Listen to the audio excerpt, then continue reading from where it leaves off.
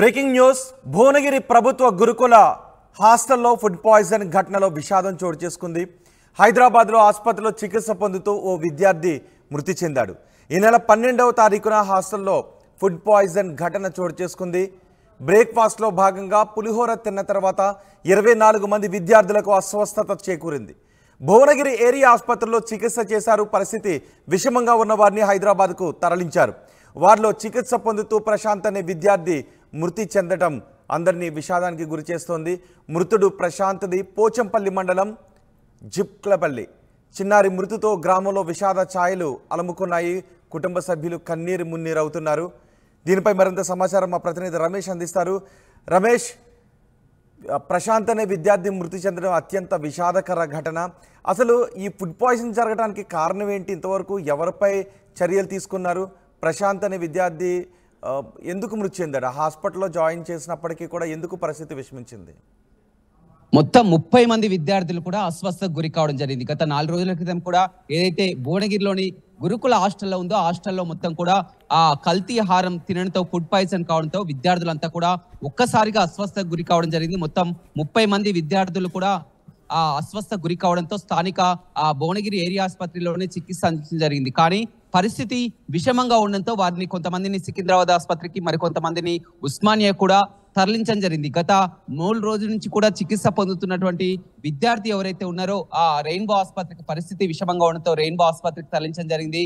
కోమాలోనే ఉండడం జరిగింది. గత 2 రోజుల నుంచి కూడా కోమాలోనే ఉండి పరిస్థితి విషమించి కూడా రాత్రి మృతి చెందడం జరిగింది. చికిత్స పొందుతూ కూడా మృతి చెందింది. 6వ తరగతి విద్యార్థి, ఆ పేద కుటుంబంలో పుట్టినటువంటి పోచంపల్లి ఆ మండలానికి చెందినటువంటి ఆ విద్యార్థి గత కొంతకాలం నుంచి కూడా అదే హాస్టల్లో ఉంటున్నారు. మరికొన్ని రోజుల్లో కూడా వేసవి సెలవులు ఉంటాయి, ఇంటికి వెళ్ళిపోవచ్చు అనుకున్నారు. కానీ ఇంతలోనే ఫుడ్ పాయిజన్ ఈ విధంగా ఆ కల్తీ ఆహారం తిని అస్వస్థ గురై మృతి చెందడం అనేది కలిచివేస్తుందని చెప్పొచ్చు. ఆ తల్లిదండ్రులంతా కూడా కన్నీరు మున్నీరు అవుతున్నారు. స్థానిక ఎమ్మెల్యే కుంభం అనిల్ రెడ్డి కూడా ఆ విద్యార్థులు అస్వస్థ గురైన విద్యార్థులను కూడా పరామర్శించడం జరిగింది. పూర్తి స్థాయిలో కూడా విచారణ జరపాలని కూడా ఆదేశించడం జరిగింది. దీంతో కల్తీ ఆహారం తిని ఆ మృతి చెందడంతో దీనికి కారణమైనటువంటి ఆ ప్రిన్సిపల్ ని, ఆ గురుకుల ప్రిన్సిపల్ ని కూడా ఆ రాత్రినే సస్పెండ్ చేయడం జరిగింది. ఏదేమైనప్పటికీ కూడా ఇలాంటి ఘటనలు చాలా గతంలో కూడా చోటు చేసుకున్నాయి. చాలా వరకు కూడా ఈ విధంగా ఫుడ్ పాయిజన్ అయి విద్యార్థులు కూడా అస్వస్థకు గురి కావడం జరిగింది. వారు నాణ్యతా ప్రమాణాలు పాటించకపోవడం, ఆ వేసవి సమయం కావడంతో కూడా వారు తీసుకున్నటువంటి ఆహారం విషయంలో కూడా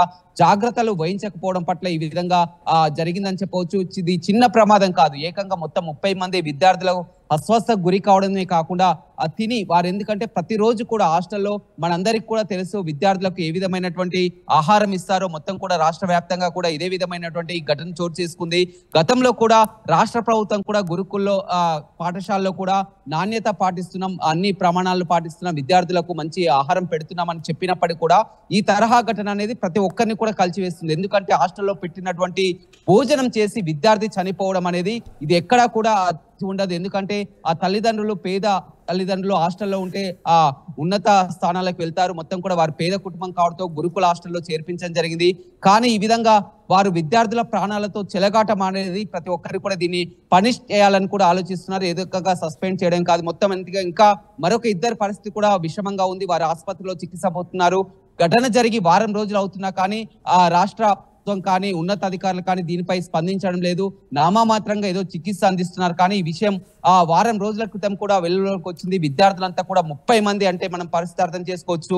వివిధ ఆసుపత్రుల్లో చికిత్స పొందుతున్నా కానీ ఎవరు పట్టించుకున్నటువంటి పరిస్థితి లేదు. చివరికి విద్యార్థి ప్రాణం బలికొన్నదని చెప్పవచ్చు. ఆసుపత్రిలో చికిత్స పొందుతూ రాత్రి మృతి చెంది తల్లిదండ్రులంతా కూడా కన్నీరు మున్నీరు అవుతున్నారు. విద్యార్థి తల్లిదండ్రులంతా కూడా హాస్టల్ వద్దకు వచ్చి, గురుకుల హాస్టల్ వద్దకు వచ్చి ఆందోళన చేస్తున్నటువంటి పరిస్థితి కూడా కనపడుతుందని చెప్పవచ్చు. Rohit. Right Ramesh, food poisoning ఘటనలో విషాదం చోటు చేసుకుంది. భువనగిరి ప్రభుత్వ గురుకుల హాస్టల్లో ఫుడ్ పాయిజన్ ఘటనలో విషాదం జరిగింది. హైదరాబాద్లోని ఆసుపత్రిలో చికిత్స పొందుతూ ఒక విద్యార్థి మృతి చెందాడు. ఈ నెల 12వ తారీఖున హాస్టల్లో ఫుడ్ పాయిజన్ ఘటన చోటు చేసుకుంది. బ్రేక్ఫాస్ట్లో భాగంగా పులిహోర తిన్న తర్వాత 24 మంది విద్యార్థులకు అస్వస్థత చేకూరింది. భువనగిరి ఏరియా ఆసుపత్రిలో చికిత్స పొందుతూ ఉండటంతో కొంతమంది పరిస్థితి విషమంగా ఉన్న వారిని హైదరాబాద్కు తరలించారు. వారిలో చికిత్స పొందుతూ ప్రశాంత్ అనే విద్యార్థి మృతి చెందాడు. మృతుడు ప్రశాంత్ది పోచంపల్లి మండలం జిబ్లక్పల్లి. చిన్నారి మృతితో ఆ గ్రామంలో విషాద ఛాయలు అలుముకున్నాయి.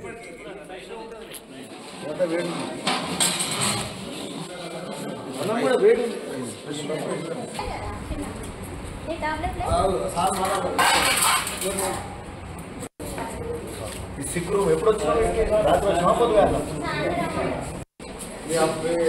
పేరెంట్స్